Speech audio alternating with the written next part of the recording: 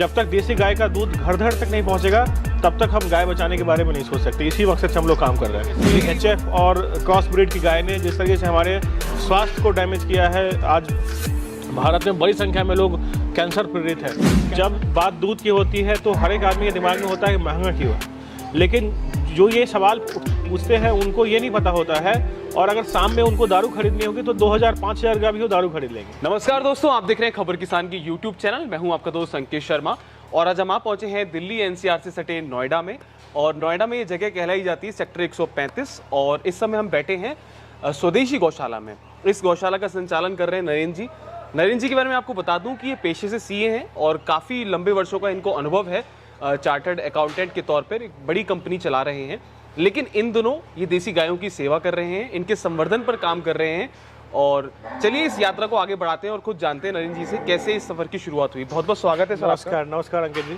Sir एक बार, जैसे कि मैंने परिचय तो आपका दे ही दिया, लेकिन आप भी एक बार बताइए कि आप इस प्रोफेशन में कैसे आए, कैसे आप CA थे और गौशाला में। निश्चित तौर पर जब कोविड-19 पूरे भारतवर्ष में था तो हम लोगों ने नोएडा में, और मैं सीतामढ़ी से आता हूँ, तो उन सब जगहों पे हम लोगों ने काफ़ी बढ़ चढ़ के काम किया। उस समय ही मैंने रियलाइज़ किया कि जो दूध है और जिस तरीके से दूध का महत्व बढ़ा देसी गाय के दूध का, तो हमें लगा कि नहीं, अपने लिए पालना शुरू करते हैं। और वहीं से जर्नी स्टार्ट हुई। पहले हम लोग 5 गाय लेकर के आए और आज 5 से 120 गाय है। और हमारा अपना स्वदेशी VIP नाम से ब्रांड है, अपना मोबाइल ऐप है, वेबसाइट है, और काफ़ी अच्छा रिस्पॉन्स हम लोगों को मिल रहा है। लोग काफ़ी अच्छा इंटरेस्ट दिखा रहे हैं। और आने वाले समय में हम लोग का योजना है कि कम से कम 100 गौशाला का जो स्थापना करने का हमने गोल्डन टारगेट रखा है। और हर घर तक स्वदेशी दूध और जो गाय का दूध है वो हम पहुँचाएँगे। जब तक देसी गाय का दूध घर घर तक नहीं पहुँचेगा तब तक हम गाय बचाने के बारे में नहीं सोच सकते। इसी मकसद से हम लोग काम कर रहे हैं। लेकिन ये बताइए कि जैसे अगर किसी को शुद्ध खाने की तलाश होती है, देसी गाय का दूध चाहिए होता है, तो आदमी पहले मार्केट में जाता है, सोचता है कि अच्छे दाम दूं और मैं इसको ले लूं। लेकिन आपने पूरा ये प्रोजेक्ट कैसे स्टार्ट कर दिया, रातों रात कैसे आपके दिमाग में ख्याल आया? नोएडा, दिल्ली NCR में बहुत कम गौशालाएं हैं जो इस तरीके का A2 मिल्क प्रोवाइड करती है। तो मुझे लगा कि अगर प्योरिटी लेना है तो पहले खुद ट्राई करते हैं, खुद समझते हैं इस चीज़ को, क्योंकि इस चीज़ की इस प्रोसेस का हम लोगों को नॉलेज नहीं था। तो हम लोगों ने सोचा नहीं, पहले खुद करेंगे, उसके बाद बाकी लोगों तक इसको पहुंचाएंगे। तो उसी मिशन के साथ हम लोग काम कर रहे हैं।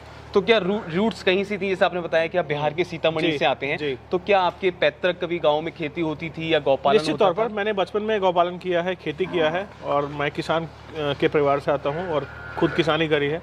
और आज भी कृषि में रुचि है और इसी की वजह से लगा कि CA अपना बाकी बिजनेस तो चल ही रहा है, तो इस पर मुख्य रूप से फोकस करने की ज़रूरत है।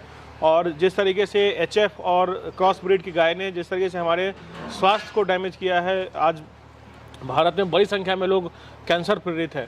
कैंसर के लिए ट्रेन चलनी शुरू हो गई जिसमें सिर्फ कैंसर वाले लोग जा रहे हैं। डायबिटीज़ के पेशेंट इतने सारे बढ़ गए हैं।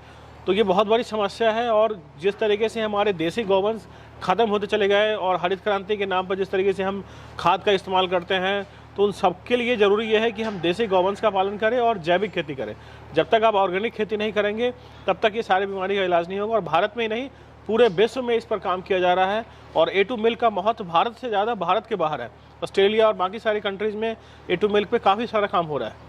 तो जब आप बाय प्रोफेशन एज CA हैं, चार्टर्ड अकाउंटेंट हैं, जब आपने इस लाइन में स्विच करने की सोची, तो आपके जो यार दोस्त थे या आपकी जो फैमिली मेंबर्स थे, उन्होंने आपकी आलोचना नहीं की? उन्होंने कहा नहीं, कहा गाय गोबर के चक्कर? देखिए, आलोचना तो होना चाहिए। जब आलोचना आपका हो रहा होता है तो इसका मतलब आप अच्छा कर रहे हो उसमें। आप वही करिए जो आपको करना है।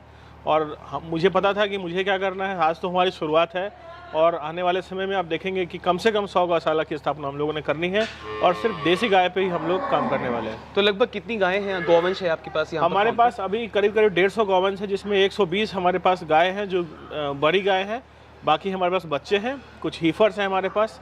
और गिर में हमारे पास सारी क्वालिटी है, चाहे आप काबरी की बात कर ले, रिडली की बात करें, जो लाल वाली गाय होती है, गिर भावनगर ब्लड लाइन है हमारे पास, द्वारका, पोरबंदर, सारी ब्लड लाइन हम लोगों ने इकट्ठा की है। कहा जाता है कि गोत्र जो कहा जाता है, जी। साहिवाल भी हमारे पास टॉप ब्रीड्स हैं। बुल भी हमारे पास अच्छे हैं। निश्चित तौर पर बुल के बिना आप गौशाला शुरू नहीं कर सकते। तो हम लोगों ने हमारे पास 4 बुल है अभी जो हमारे गौशाला में अवेलेबल है। और यहाँ पर स्टाफ कितना काम करता है? जैसे मैं देख रहा हूँ काफ़ी स्टाफ भी यहाँ पर है। जी, हमारे पास 15 स्टाफ है। डिलीवरी के लिए अलग लोग हैं। और अभी हम लोग 50% कैपेसिटी पे ही काम कर रहे हैं। इस पूरे गौशाला में 300 गाय रखने की व्यवस्था है। तो जैसे जैसे हम लोग का डिमांड बढ़ रहा है वैसे वैसे हम लोग देसी गौवंश को बढ़ा रहे हैं। एक गाय हम लोगों ने गांव में जाके, घर घर जा कर के, गुजरात के गांव में जाके वहाँ से सिलेक्ट किया है।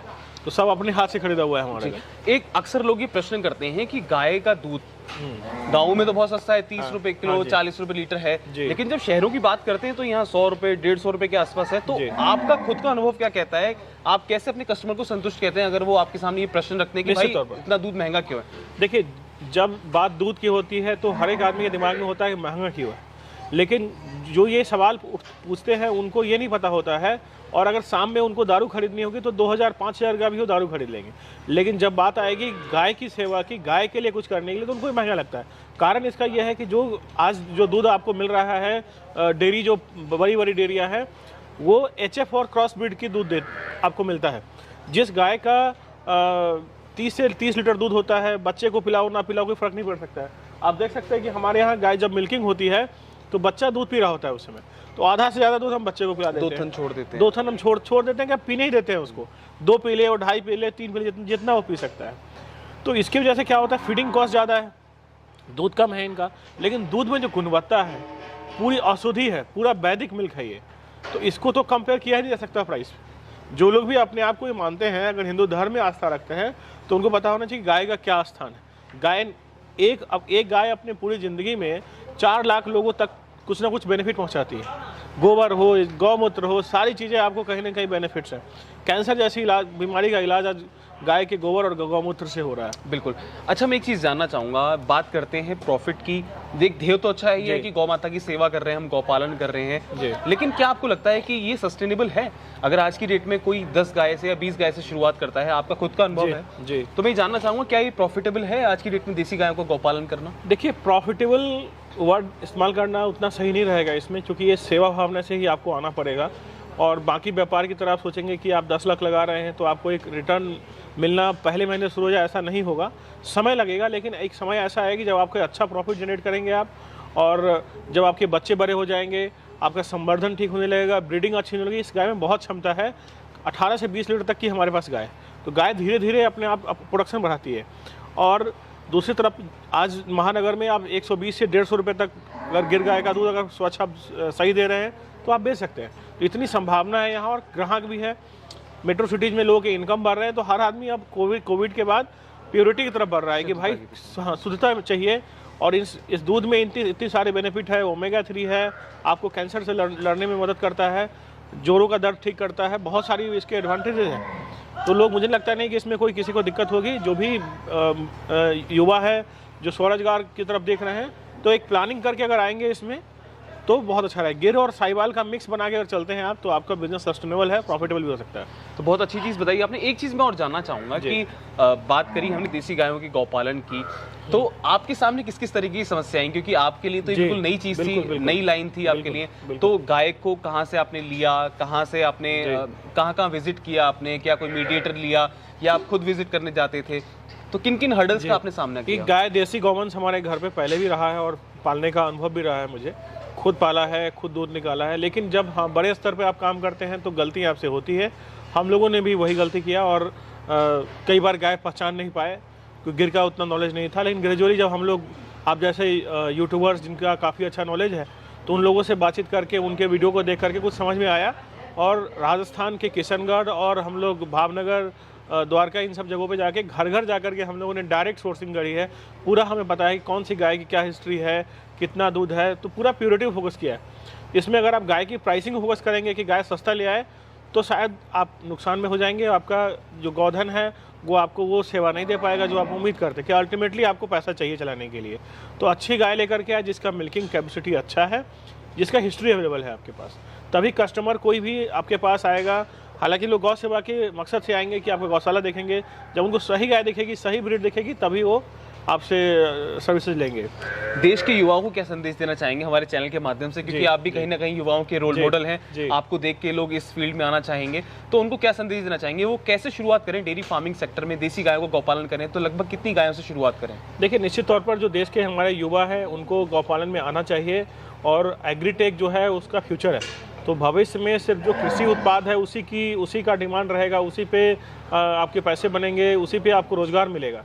तो अगर कोई युवा इस कारोबार में आना चाहते हैं तो निश्चित तौर पर 10 गाय से शुरू करें, और एक बुल आपके पास ज़रूर होना चाहिए, या बुल ना हो तो आप आसपास की किसी गौशाला के साथ टाई अप करके कर सकते हैं। इसीलिए हम लोग स्वदेशी VIP लेकर के आ रहे हैं, जिसमें जितने भी देश के फार्मर हैं, चाहे छोटे हो या बड़े हो, उन सबको एग्रीगेट करना है, एक प्लेटफॉर्म पे लेके आना है और हमारी सॉफ्टवेयर उनके गाय की जो डेटा है, हेल्थ रिकॉर्ड है, फीडिंग है, वो सारा मैनेज करेगी और कोशिश ये करी जाएगी कि उनका जो दूध उत्पाद है वो बेचने का काम हम लोग करेंगे और डायरेक्ट उनको एक मार्केट प्लेस देंगे जिसमें वो बेच सकते हो अपना दूध अपने कीमत पर। जो अगर कोई 20 सिटीज़ में है तो 20 सिटीज़ का प्राइस होगा, अगर कोई मेट्रो सिटी में है तो मेट्रो सिटी का प्राइस होगा। इससे क्या होगा कि जो आपस में अनावश्यक तरीके से लोग कंपटीशन कर रहे हैं वो एलिमिनेट हो जाएगा और कस्टमर को एक प्योरिटी मिल जाएगी, क्योंकि लॉजिस्टिक और क्वालिटी हम लोग खुद देखने वाले हैं। तो जो भी युवा आना चाहते हैं उनके लिए अच्छा ऑप्शन है, वो हमसे जुड़ सकते हैं, हमारे साइन अप कर सकते हैं। गौशाला से संबंधित कोई भी उनको लगता है कि कैसे शुरू करें, कितना बड़ा सेट हो, कितना खर्चा आएगा, बैंक लोन मिलेगा नहीं मिलेगा, ये सारी चीज़ हम उनको मुफ्त में सारी ज्ञान, सारा ट्रेनिंग देने के काम करते हैं। तो ये थे हमारे साथ नरेंद्र जी, जिन्होंने बताया कि कैसे इस अपने सफल डेयरी फार्म का संचालन कर रहे हैं। अगर आपके मन में कोई जिज्ञासा है और आप जुड़ना चाहते हैं स्वदेशी VIP गौशाला से और नरेंद्र जी से, तो नीचे कमेंट बॉक्स और डिस्क्रिप्शन में हम पूरी डिटेल आपको दे देंगे। तो बने रहिए हमारे साथ, देखते रहिए खबर किसान की YouTube चैनल। अगर आपने हमारा चैनल सब्सक्राइब नहीं किया है तो उसको प्लीज़ सब्सक्राइब करें, इस वीडियो को अधिक से अधिक शेयर करें और गौ माता की सेवा करें। धन्यवाद।